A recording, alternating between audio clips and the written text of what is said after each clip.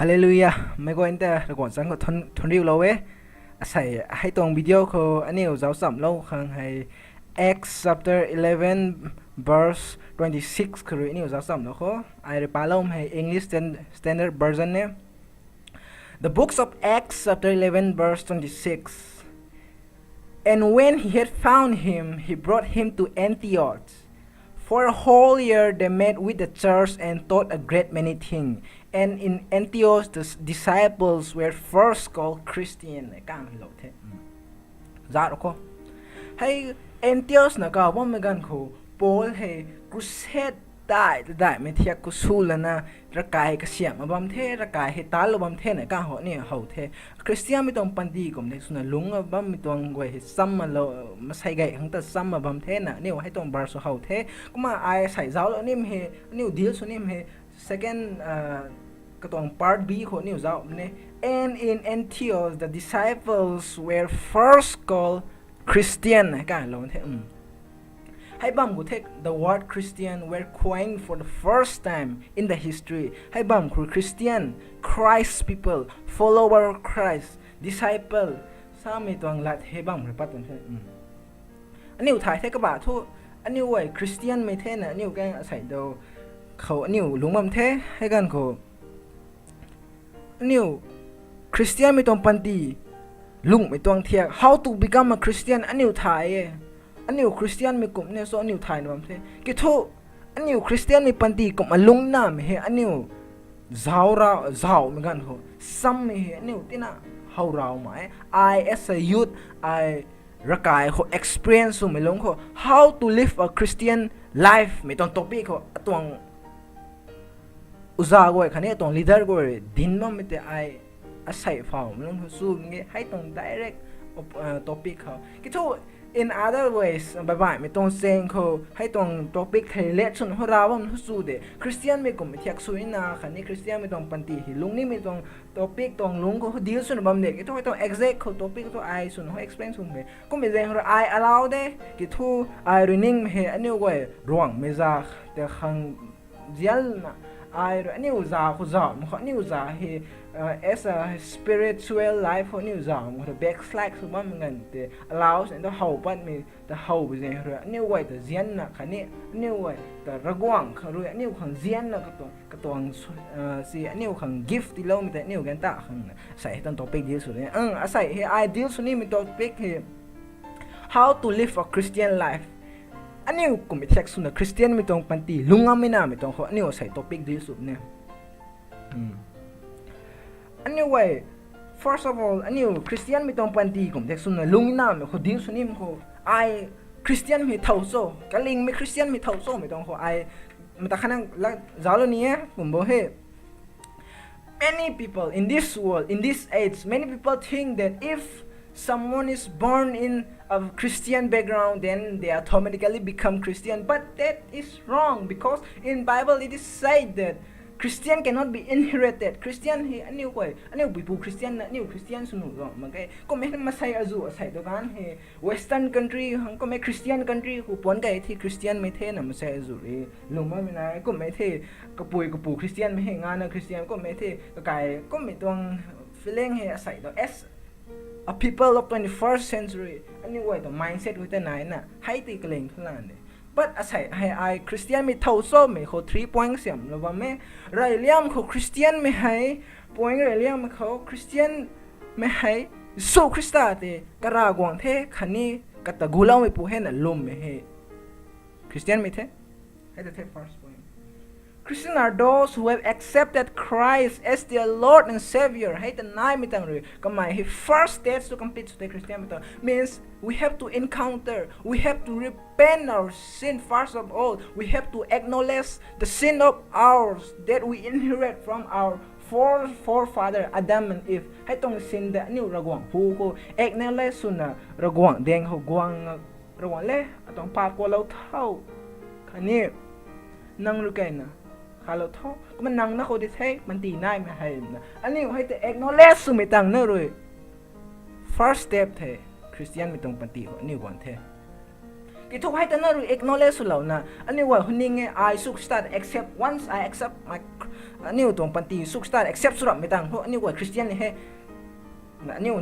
ning atawam ne many people after even accepting Christ as their savior kaniu tong all heavy tilan klaingam ngatabam migam sezu nai me hawe I allow su ne tho itu I saloni me tho so Christa encounter sumitang ani tong pap acknowledge sumitang changes must take in that particularly mansai khota high particular masai khota if not we have to check our foundation again why because ani Christian mita ani tong pap accept sumitang automatically ani goi tong character ani goi tong discipline ani goi tong mindset life ne what right liam ko ani tuang ani ran the klai rep ne ani ran the klai rep ne tang he ani tuang attitude khani ni tuang character ken klai the he tang he ani wai tong thiak riak ani wai tong pam ta khani ani wai tong zau thai wai khani ani tuang never goi thai ani acting suba mi thiak goi ken klai the Christian mi su ge tha ani tuang zaunu mang me ani tuang enemy goi de ani ha tong thiak klai ne new way hai tuang character klai mage thai ani tuang panti ko nang tuang panti na rana thai a tuang panti arana thai ani tuang panti ko hai tuang stage 2 tuang ani tuang panti ho suk sta da accept su thena ani acknowledge su mitang sni ani way tuang panti ho klai mi he hau mage thai suk sta ani tu salo mi tong thiak goi ta ani lungam ga ba me thai zian goi le hai la thi sang kung si tho ani way tuang foundation te aniu check sudak nai aniu ai kum hunta bamso aniu tuang spiritual he aniu lum me the na ho aniu pang subam no ki thu thiam mi pu he disip su me na kamai he lord of the lie lord of the satan kamai he disip su number 1 the kom me zeng pe aniu ai the disip su na bam no he te niu zaw dak nai aniu tong chen de su gai the suk sta de acknowledge sum the ani wan te ron he na tang he ani khol changes na the changes na mi tang nas ne Christian cannot be complete without what Christian is a person point to it he Christian me hai challenge accept sum na hai da de Christian are those who accept the challenge to live for Christ ani hai da the ani way challenge de here because anyway su Christa tong gospel Matthew Mark Luke John ani za kai ko ni hawi ni that crowd ta ban su Christa the follow sum bam ga su na bam me dang su Christa ro salo ne thau ko me ro at a thai line ni me goi thu kara ante they have to deny themselves first then they can come and follow me na sam gan ko masai ta ban ri follow bam ngai te part kha thu he gan pat ta ra ko ne hai tang ne man say he follows on the bam nai the hai la satang mitang ne because they want to see more miracles and they thought that yeah he is true messiah kum khan ta bam gai si nai the itu hai tang na ma khe su sa sa da the thau ko mai re ani ka hau he thau ko mai re ata follows nim thok ka tuang cross ka ni phungam na follows hum ngoi na re ata follows ngam de na ni hau we ko me la zu me gan ko cross na kamay hay gano sawam te asai dokan to what persecution kum tuang nang pam me khoroi thau khoroi nang pam me khoroi nang ron za thai me khoroi nang ruzian me khoroi nang kai khun khoroi hai goi te persecution tong lam su stai gan cross te kamay re example su lo te sai dokan to cross su dam khe kom je re ta the ani way to Christian halungi the ani sum me seng tam the sum me zeng tam gan ko lan me goi aniu ta kadeng me ne why because superstar salom de ni zing me tho zing me ta ka haup ne na sam me ta hai ta the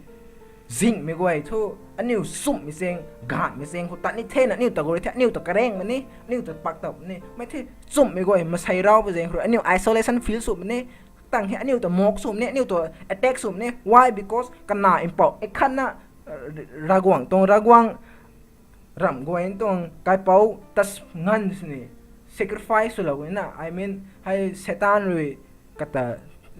si persecution su na ko me thi aniu ka tuang lat piu ni mai ตั้งอันนี้กับบังไว้ทั่วจูเรียนให้ส่วนได้เนี่ยสนุกนะก็ไม่ใช่คืออันนี้ Christian is a person who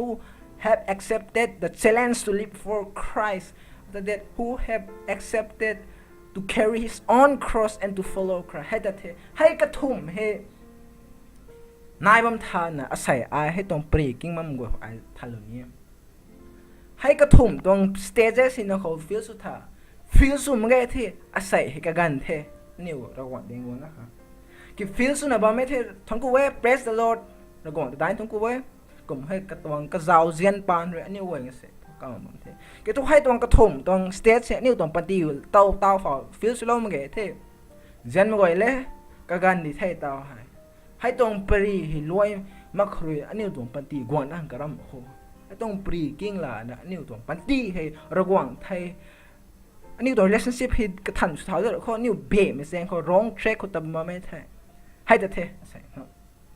ต่อตัวนี่คริสเตียนมีเท่าโซ่ไทยเทคริสเตียนให้สุขสาแต่ acknowledge สูงไม่ต่างขันนี่ก็ตัวไลฟ์ผู้เซนเจสูงไม่ต่างขันนี่สุขสาลุงนี่เทไม่ตัว excellence accept สูงไม่คริสเตียนไม่เทให้ต่างให้เทอันนี้ไว้ต่อจากนั้นเทคริสเตียนไม่ต้องปฏิก่อนเด็กส่วนลุงนี่น้ำเขานี่ต่อจากนั้นเทคริสเตียนไม่ก่อนไม่ต่าง because คริสเตียนมีสุรับไม่น้องตัวกลุ่มต้องสุปัญหาคริสเตียนมีสุรับไม่น้องตัวอันนี้ example สวยเทงานเนี่ยก็ไม่ปนใกล้ถึงผมเทอันนี้ตัว spiritual being เฮว่าติ้งเก่าวันดีให้ปนใกล้เราที่น่ะอันนี้ระหว่างไทยนส่วนกลุ่มตรงเทอันนี้ตายสู้ตรงที่น่ะตายสู้ the break สู้จำแค่กี่ทู่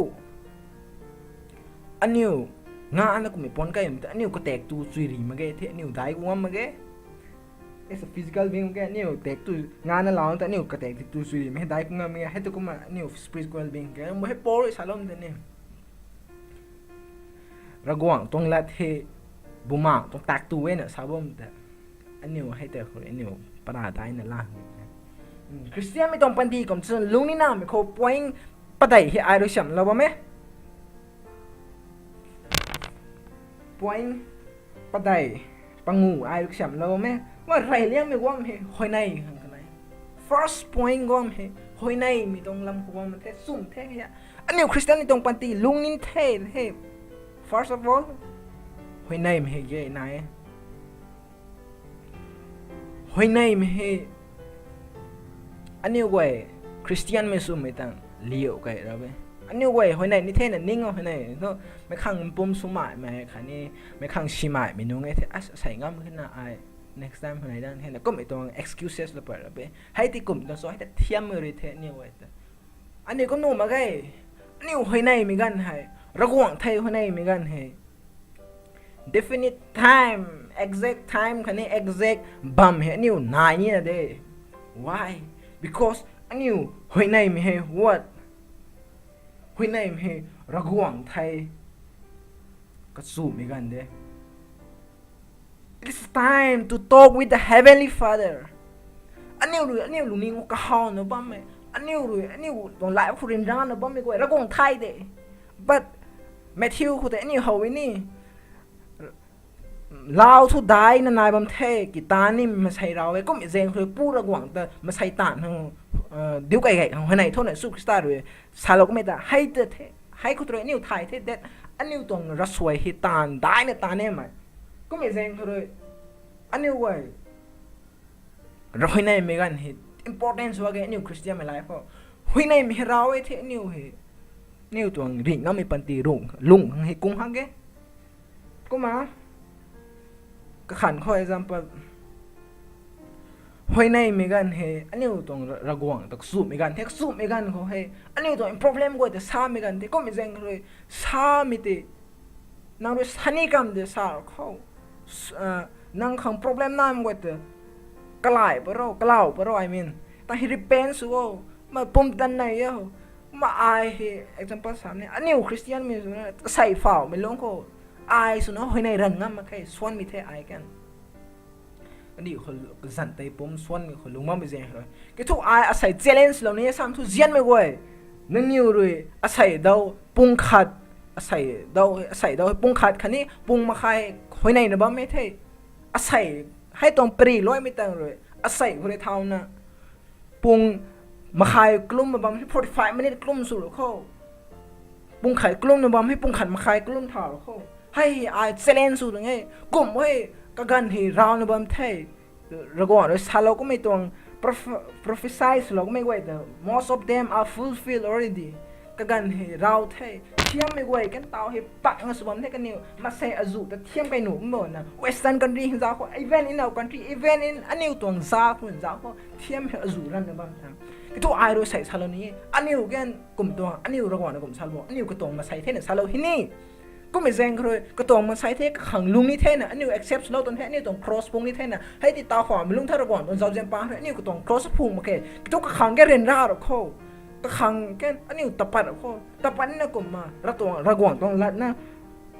ดินน่ะตะปัดน่ะสุ่มแต่น่ะแม่นี่ตรง duty ไปไว้น่ะเด็กกี่ก้ายเขาบ้ามาหัวในถาดเขาไม่ตุยกันหน่ะหัวในเขาตะลันกันหน่ะหัวในเราเขากลุ่มว่าหัวในไม่ให้กันปุ่มตันเด็กนี่ตรงเราสวยปานเลยอจูกายมันปล่อยมันให้แต่เทไรเรียกมันปล่อยนี่ไหนนิ่งไหนก็มา second เขาคริสเตียนไม่ต้องปันตีลุงนี่ไหมก็ต้องริ่งไปลัดกันปากนะตัวเองเลย because it is a food for spiritual beings it is a food for soul อันนี้ต้องถวายให้แตกให้นับตู้มาสั่งให้นี่ปุ่มได้เท่าง่ำแกให้ตัวกูมาอันนี้ไว้กันBible แกนะอันนี้ต้องถวายต้องบิงส์ได้เท่าค่ะโอเคก็มาไอ้ชาวนี้ให้ Bible ป่ามาให้ it's very important สุดว่าไง why because Bible ก็ให้ระกวางเรื่องอันนี้เทก็สูนี้บ้างมีลัดกวยแต่ Bible ให้เราบ้างเท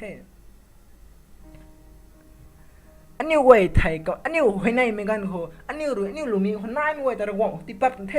มาระกวางเรื่องอันนี้แต่สูตรอันนี้นะ Bible ก็ให้เราบ้างต้นเหตุIt is a time to interview with God, with what? With the Most High being in this, what? In this everything, in everything. ระหว่างให้ได้เรื่องปวดเทระหว่างต้องใคร interview สุ่มกันให้นิวลักสุ่มให้ Bible ป่าม because ระหว่างต้องลัดอันนิวของ message Bible ระบำเทมาอันนิวให้ตะปาไม่กันเขาอันนิวเรียนราศีนะอันนิวลุงนิ่งปักเรียนรานะบ้านเหมือนกันกูให้ Bible ละป่าเลยมาใส่อจูปันตีเนี่ยล่าในวันนั้นเนี่ยคันนี้มาใส่อจู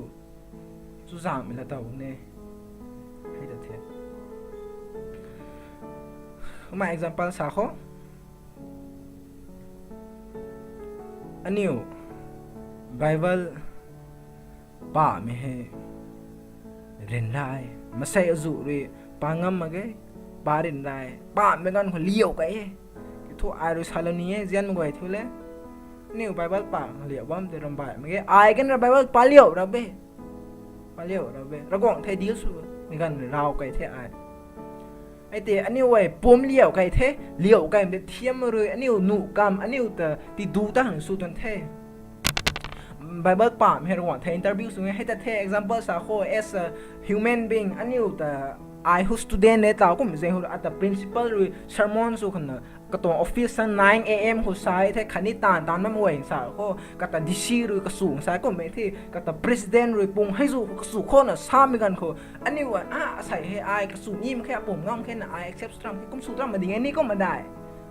กันดีผมไม่ละลาวนะก็สิกูมันไม่เท่ระกวางเลยไบเบิลเขาอันนี้ถ้าอินเตอร์วิวสุนีนะแล้วชาลบ้ามีตัว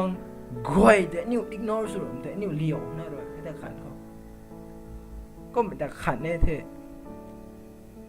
นี่ลุงนิ่งสู้ไม่แต่ฟีลส์ไปแล้วก็ต้องให้ในรันนะเขาไอ้กันส่วนไม่ได้ก็ให้ในนะเขาไม่กว่าในส่วนไม่สินได้กันนี่ลุงมั่งกว่าก็ทุกอันนี้ตัวเราสวยกันระหว่างก้าวสุดเด็กก็ไม่เจ๋งเลยใส่คนในเขาเท้าโคนิ้วใบปานิ่มสุดกันอาจจะเทปตั้งให้รักลมนิ่งไหนตั้งให้คนในใบปานิ่งไหนตั้งให้ทาร์ดมือดิสซิปลินเกี่ยไหนสุ่มเจ๋งตั้งเกี่ยไหน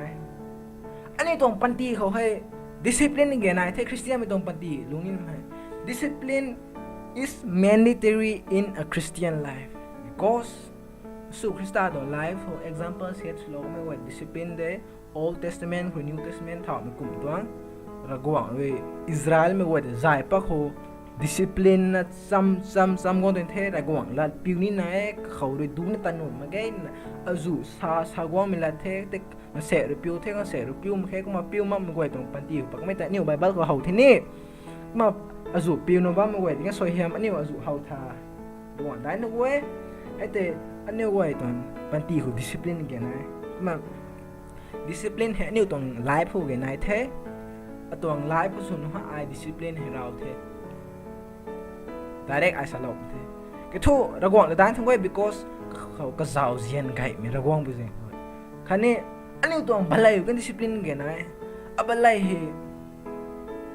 ที่น่ะตันใหม่เท่ตัวเราคันนี้นิ้วตรงบัลลัยเฮเซ็กซ์นะนิ้วตรงปั๊มเมคันนี้นิ้วตรง seniority แต่คันนี้นิ้วตรง allow ไว้แต่สู้ไม่เที่ยงนิ้ว discipline นั่นกันนะ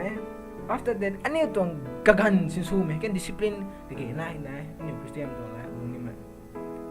อันนี้ตรงกระกันสู้กัน discipline กันนะอันนี้ตรง mind กัน discipline เขาเล่ากันนะอันนี้ตรง mind discipline เราที่ negativity กวางจัดจ้ามาเกะก็มันชิมิลุงนิงกวางมาเกะที่อันนี้ไว้ we can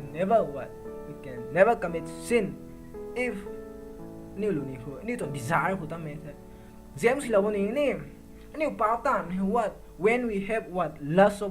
of flesh อันนี้ไว้เขา lust นั่นเหมือนกันนี่ desire นั่นเหมือนกันนี่ป้าตามเนี่ยนะให้เราบังเทเจมส์ก็ให้แต่อันนี้ discipline เราหน่อยก็ทุกไอ้รู้เจมส์ไว้ที่เลยไอ้นักข่าวสารเรานี้อันนี้ตัว life ให้ discipline เขาลุ่งขังไม่เรียนได้ฮะเก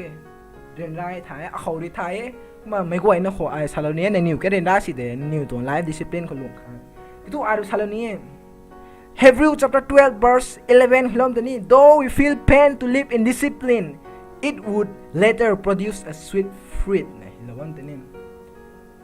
นี่เว้ย discipline ตัว life เขาลุ่งกุ้งถึงทนกันนักไม่ต่างทุกได้ไม่ทายให้ตรีปัดดับแน่สารลงมีแต่ให้หลัดติปะเหมือนกันอันนี้หลุดลิงสู้ดิไงนี่อันนี้ได้ไม่ท้ายตัวนี้ลิงไงอันนี้ไว้กันเล่าลิงเหมือนกันเรียนได้เลยนั่นลิงก็ถ่ายปักขนาดนี้ลิงแต่ก็มาให้แต่ก็มานี่ก็ขันข้ออันนี้ตัว spiritual life ติ้งเก่าวันนี้หิ้งกวางนี่เหมือนกันคืออันนี้ขังสวยมที่ฟังขันนี่อันนี้ขัง reward ที่ฟังขันอันนี้ discipline คนลุงงามนะข้อ discipline คนลุงไม่ตัวเจงคนสวยมพังไม่ตัว example ถ่ายนี่ Joseph คุยถ่ายเท่แต่ให้ Job คุยถ่ายเท่กล่อมก้อยน้ำดับเบิลบางในกันดีคนลุงบ้างนั่นสิให้แต่แท้นิวกันให้ตัว discipline แต่นิวกันนายง่ายไม่ใช่อันนี้ example set เราไม่ต้องแต่นี่ลุงก็ตั้งง่ายไม่ใช่ว่าอันนี้ตัว discipline ให้กันง่ายแท้มาว่าเราก่อนตัว blessing ให้กันนี่ลุงบ้างก็ตบเนี่ยนิวตบน้าก้อยเขานิวน้านิวก่อนกายอันนี้ retire ก้อยกันว่างนี่ตัว blessing ก็มาอับราฮัมเราก่อนเสียมล้มแต่นี่นั่งแต่เสียมล้มไม่ก้อยเขาไอเสียมล้มนี่คันนี้นั่งแต่เสียงล้มว่าไอเสียงล้มนี่สารเราก็ไม่ละแต่อันนี้แกนสุบัมไทยอันนี้เรากวางตรงปันตีลุงแต่มาไม่เท่อันนี้เขาเรากวางไอ้บอมตันนั่นแท้นิ้วตัวเสียมล่องไว้เรากวางไม่นิ้วเสียมล่องเนี่ยนิ้วถ่ายใจล่องไว้นิ้วส่งนิ้วถ่ายดิสซิปลินกว่านิ้วฮะว่า for ชาลนี้ point 4คริสเตียนไม่ปันตีลุงนี่มันให้ระกายตัดเกี่ยวกับเห็นนะอันนี้คริสเตียนไม่ขาดสุนนะอันนี้เว้ยระกายตะเลี่ยวเราไม่กันระหว่างนั้นเว้ยระกายตะเลี่ยวไม่ลงเองทั่วเขาส่วนหัวไอตาฝอมลงฟิลส่วนมังอ่ะไรก็ต้องฟิลส่วนตรงเอ้กี่ไอระหว่างตัวนั้นไม่ต่างหรือฟิลส่วนมังอ่ะ but ไอชาโลนี้ระหว่างแดงเขากวนรับไม่กันเขาระหว่างแดงเขาตรงฮาร์ดดีรับไม่กันเขานางเลี้ยวมีคัสในวันทรัมไหม because what ก็ต้อง acknowledge ซุ่มให้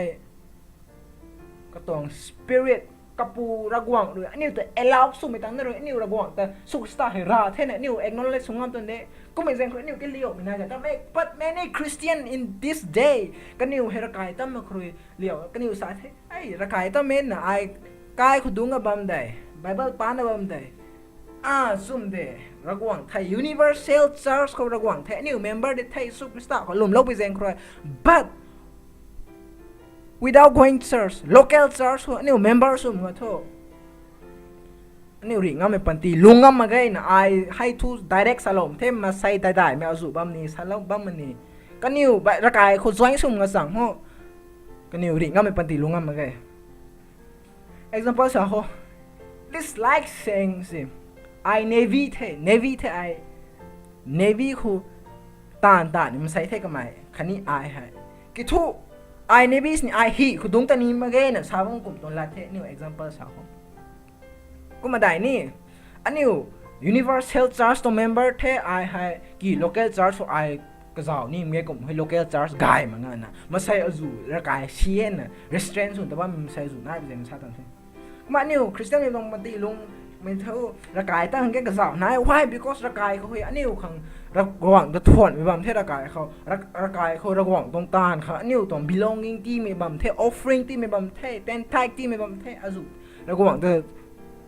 อันนี้ไว้ระหว่างลำหูสุดตักเลยบางเท่ระกายเขาก็มีเสียงครูนี่ระกายตั้งมังคริสเตียนไม่ต้องปฏิระกายเขาตั้งมังเท่คริสเตียนไม่ต้องปฏินี่ลุงบ้ามาแค่สารนิเทก็มา 5 ให้ last point เท่ทุกเลี้ยงไม่เท่อันนี้คริสเตียนไม่ต้องปฏิให้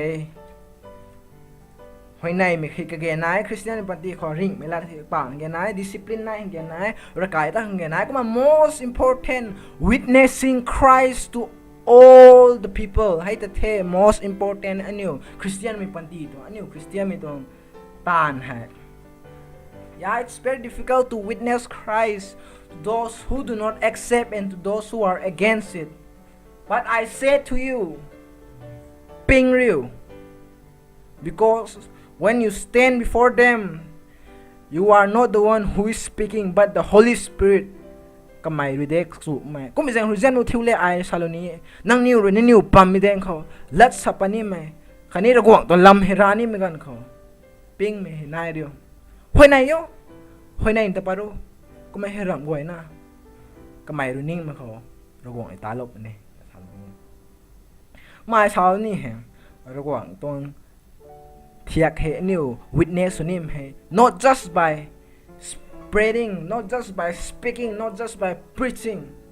but there are many ways a new way ตานคู faithful สู่หรือแค่นิ้วเรากวางตัวwitness หนูไอ้สุขสตาร์ตานตัว faithful สู่นะ a new way โปรยสลามตัวนี้นั่งทานตานไม่ให้ระหว่างตานมันตัวเงี้ยน่ะขันนะซัวน่ะซ้ำไม่แต่ให้แต่เทไอโดย suppose ไอโดยตานมันใส่ขาดาตัวท้ายมันตานเนี่ยบ้าไม่กันเขาไอโดยระหว่างตานมันกูมาตานเนี่ยถ้าไอตัว heart คือ heart and soul ตานมันนี่มาตัว heart and soul ทานบ้าไม่กันตีกันนิ้วด้วย how ไม่กันเขา surely กันนิ้ว feels ไหนเนี่ยให้น้าเหตุเท่าแต่นักกลุ่มนักเศร้ากลุ่มนาดนักกลุ่มสักมาเหตุสุ่มฮะเกสุ่มตัวแม่ก็ไม่กลุ่มเมระกวางเหตุสุ่มเมนขวัญเน่นน่ะก็ไม่สามเนี่ยให้แต่เด็กโซ่ให้แต่เท่ก็มาอันนี้ตัวปันตีเขา discipline นายนะลุงเหมือนกันสุ่มมาลุงเหมือนกันอันนี้ไว้ตรงไลฟ์ที่เจ้านำมาใส่กระสุนเองนั่นแหละสุดนี่กี่ไอ้อารมณ์ช่วยให้ตรงป่วยเจ้าเหมือนกันเนาะ because in Western country not even in Western อันนี้ตรงเจ้าเขา allow ไว้ discipline คนลุงให้เราไปเทอาศัยเรา allow ไว้นั่นเท่า the respect ไอ้ระคายทำเหมือนกันเขาไอ้เขาไว้ allow นะกระปุยรีกุมสุริยกระปุยรีโมบายเจ้าระคายเขาบ้าเหมือนกันเขาลักจูมันไง discipline มาใคร there's no respect for the eldersกันนี่ตัว elders respect มาไม่เห็นน้าเว้ยเท่าเท่allow นะงานนั่นallowนะสกูลตั้งมั่งไม่น้าเว้ยนี่ก็ปุยลัดชาร์ก็เด็กเฮนะบางไม่กันนี่กันตามึงเนี่ยชาบุนเว้ย but อารมณ์นิ่งสวยให้ลัดชามเฮกวางเราวันนี้เราสวยกิทุกอาริชาลนี้กันนี่น้าจะพูดคำมึงไงเฮียกันนี่ปีปูแต่นี่จ้ามาปนี่กันเท่าไม่ไหวเลยปีปูไว้เลยคันนี้ elders ไว้เลยอันนี้กันน้าแต่อันนี้ได้ใจจำนะนี่ไหมอันนี้รวยสุ่มไปแซงก็คันนี้Bible เขานี่ลุงกับบ้ามาเกะไทยอันนี้ก็น่าจะเกะนิวซุ่มไปเสียงใจลงกันมาเกะไปปูไว้เลยนิวน่าจะเจ้าallow ไว้ให้ใส่ดาวพรเขาคนนะบ้าไม่ทีวีเขาคนนะบ้าไทย yes I can accept สุดเลยก็กันไปเสียงเขาคนนะบ้าไทยกันนิวให้ทีวีฟอนเขาเรียกนิวรำไก่สีล้านสุดน้อยกินไอ้ซาลนี่เองทีวีฟอนเนี่ยมันเกะล้านสุดน้อยไหมกันนิวแต่ทีวี YouTube เขาคันนี้เกมตัวนี้มันเขา addict สัวไม่แต่กันนิวแต่ book เขาตี addict สัวbook hiti pass daw allow na tingkum ru na khru university to student goi tar samma mina khani allow na goi azu expertise na book le ni himina goi ne kani to live ni kani to zaw ro kho kani allow na khru book pani mi sai goi ne kani ta na ni ko mi zen khru ani to jian ni goi ani na nun goi de ken games ram mobile ram ta ti su ma su khoนับตู้มันก็เห็นนิวมาว่าเลยที่สุดไม่แต่ให้ตลาดฮักเทนับตู้มันก็เห็นนิวเว้ยกันนิวตัว attitude เตะอันนิวก กันนิวเฮอันนิวตัว character ตัว observe สุดเนี่ยกันนิวล้านเท่าเนี่ยให้กันแต่กันนิวตัว attitude ตัวโมบายเจ้านี่ไม่ผ่าน book ปานี่ครับ what kind of book what allow ไว้ตัว Bible เห็นไหมบัมเท Bible ไปที่กันนิว automatically the spirit will come and dwell within them and ระกวางตัวบุมานุกันนิวตัวสู้แล้วเหมือนกันเหรอกันนิวด้วยอันนิวตัวใจแต่กระดัดแบบนี้อันนิวคนเท่าไว้แต่ให้หลักแต่สารนี้ก็มาอันนิวสุขสถานลงอันนิวตัวปันตี any opportunity เขาไม่กันเขาอันนิวกระซับไหนระกวางตัวลัดดินดาวฮะระกวางตัว character เดอันนิว witness สุฮะ because อันนิวไว้สันไงไหมก็บ่อยเท่สู้คริสต์เลยใกล้ไม่กันเขาก็เสียบ่อยแต่เดลไม่ได้ทอมัสเซนต์ทอมัสระกวางนะเคลาระกวางนะระกวางตอนละดินเราก็ไม่ได้ก็ไม่รู้ไทยเราก็ไม่ได้ให้เขาตัวเท่านะอันนิวไว้อันนิวขอโทษวิลเลียมพีเทอร์กรีสเขาก็ไม่มิสนารีระกวางนี่ทรกวางละไทม์บัดเฮ้กิทุ่งมาเซอจุไทม์งั้นบ้างไม่น่าไงอันนิวหาวไม่เขาสนิทอาซามเขาลุงงั้นบ้างไม่กันเสกเฮราตไทม์งั้นบ้าง against นั่นไม่คันนี้อันนิวอินเดียเขาลุงเขาอันนิวตัวIndian ไหมอันนี้ทอม brothers ก็ all Indian my brother and sister นี่ตัวให้กูไอ้อันนี้ Christian population is just around 3% test ได้ให้ติดขันเขา more majority Hinduism ไม่กูไอ้85% plus กันอยู่ตัว top population มาให้จูไม่ให้ they will what แล้วก่อนฉลองแต่นี่เขาไทยมึงก็ตัวเซงคนหลงมั่งไว้โทษกันอยู่ตัวทวายให้มันตะบันเทระกวางตรง red คุลุงตะบันเท they will burn in eternal lake of fire ให้ติกขัดไม่กันผมไม่ลงช่วยก็มึงเจ้ามันใช้อาจุบัมโบอันนี้ซาคนนั้นซาลูกเขาอันนี้ซาเนี่ยซาปนซาคนอินเดียเขาลุงมั่งไม่ก็ฮะมันใช้อาจุราตไทม์กับลุงมั่งไม่นายบ่กันนี้ไว้แต่ก็ซาโลไม่กันเขาไม่ลงช่วยก็ไม่แจ้งเขาไอ้ใส่ซาโลนี่ไม่โทษยันไม่ทิ้วเล่อันนี้ระกวางตัวละเทดินตะขังอันนี้ระกวางแต่ให้ witness โอขังกระรำระเขาใน Bible ได้ไม่รู้ว่าระเขาไรนุ่งเขาในเดเวเขาโซนาเลยระกวางไม่ใน Bible ตัวนี้ whole city were repented ระกวางตัวละจู้ไม่กันเขาให้ตัวกูมาอันนี้เห็นไหมไม่ระกวางโทอับราฮัมตัวระกวางได้อับราฮัมอิซักแจคอบตัวระกวางได้อิสราเอลไม่กวยแต่อียิปต์หุ่นใจปลอมไม่ระกวางได้ชีแต่ติบักปลอมไม่ระกวางได้ใจกามปลอมไม่ระกวางได้ตั้งให้จิมังเขาไลค์ที่ไม่ระกวางได้อิสราเอลไม่กวยชินยังปงหุตบ้านเหมือนกันเขามันน่าที่ตุลาไม่ระกวางแต่นี่หุ่นไหนบ้างมันได้มันลาซารัสไทยเหมือนกันติริงเท้าไม่ระกวางแต่นี่หุ่นไหนบ้างมันได้ Lord is same ระกวางอันนี้หุ่นไหนไม่ same ได้Today,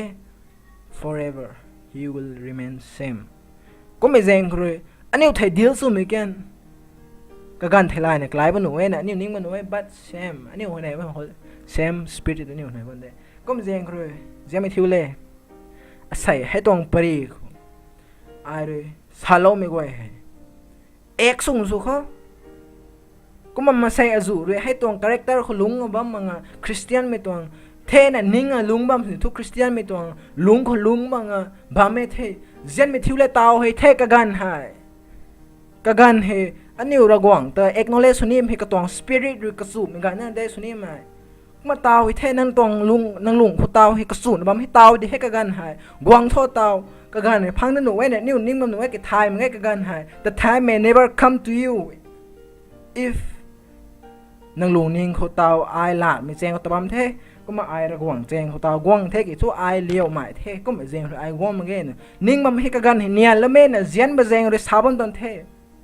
กวางกระดำโทกระดำโคระกวางตัวสปิริตก็สู้ว่าไม่ท้องกูเว้ยกวางกระดำโทไกเทตาเฮกิ้งกับบ้าไม่ไหวเลยไอไม่ไหวนะหัวไหนเหล่านี้ฮาเลลูยาริมเป้าท้องกูเว้ยนั่งรู้เจียแล้วนะใส่แกนไอนั่งตัวลัดที่ซาปัทไทยส่วนไม่ได้อบาเลยฟอร์ไม่ได้ก็ทูน้องมาเลยแต่ไกลนักสู้ล้อมทั้งกุไทยน้องมาเลยไกลน่ะไอ้สานี่ไม่ไหวแต่ smoothly สับลมทงกุไทยนั่งตัวนิ่งๆที่ลมทงกุไทยตัวไอ้เราเขาในซ้ำมันใส่กระจูด้วยตาให้กิ้งกับบ้าไม่กิ้งกับบ้าไม่ไหวเขาไอ้ในซ้ำก็นิ้วลุนิ่งคนนั่งรู้ก็สูบบ้าไม่นายไทยตาให้ไทยกันก็นิ้วตะกาเราเท่าริงเปาก็นิ้ว repent and then accept เราเท่า and forgive them in the name of Jesus Christ I ask the Father Lord and now นี่เปาให้ในเดรสซ้ำทุกก็นิ้วเลยนักเขากวางนะลุงไก่นี่ไม่ต้องเซ็งกันนักเขาสิเราไทยก็เนี่ยรู้เรื่องตัวเซ็งหัวตานะ Christianity ตรง behavior ตัวลุงก็ตั้งงั้นไม่น่าสุงงั้นตัวท้องน่ะส่วนไอ้น่ะคนไหนเท่ก็มาไอ้ให้พูดจะสอยคนไหนกันมั้ย to the Father in the name of Jesus Christ Hallelujah Amen Amen มาเจียไม่ทิ้วเลยอาศัยให้ปรีกิงลมทั้งกูเท่มาไอ้ลาสิซาโลนี Philippians chapter 2 verse 15 ลมตัวนี้อันนี้ไว้ตัวปันตีอันนี้ให้จิงไปรำเขาอันนี้กระริวติกาเงี้ยนะSalome ta hai ta new follow su kho new riu tiga su kho kuma lastly I want to add this to all of those who are listening now we are the ambassador of Christ Jesus kingdom of heaven so let's try to act in the manner which